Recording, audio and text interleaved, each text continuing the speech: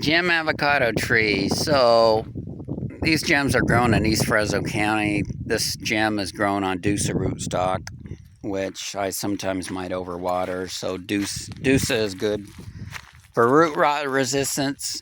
So for me, trying to overwater my trees is probably a good choice.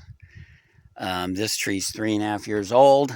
The cool thing about gems is they're kind of a compact, tight tree, meaning they're dense leaves, which is great for protecting the fruit. I think it also protects the limbs in a high heat growing area, like the desert areas. It seems to handle heat and cold well enough for Fresno County. This tree's got probably about maybe 15 to 25 fruit on it or so. Each year it produces a little more. Last year the fruit size on my gems were pretty tiny. I hope they're a little bit bigger size this year. I bumped up the water a little bit. Also, July temperatures, we escaped the high heat. It barely hit 100 a couple times. But let's take a peek at some gem fruit on this tree. So there's one. There's one. There's some tucked back down there.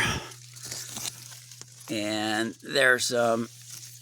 So just like tradition says, gem likes to produce on the inside of the tree. That's another great aspect for growing in a hot climate. And like I say, when the tree grows tight, condensed, thick leaf like this, I think they tend to do better in high heat areas. The kinds that grow real lanky, spindly, rangy, whatever you want to call it, those expose their limbs more. They tend to sunburn both the limbs and the fruit. So this gem, you could see it does have a burnt limb. That's heat damage right there. See the blackish? Not enough leaves covering that branch. Hopefully it fills in better to cover that branch so it won't burn as bad. But this is Gem Avocado. Some things I like, some things I don't like.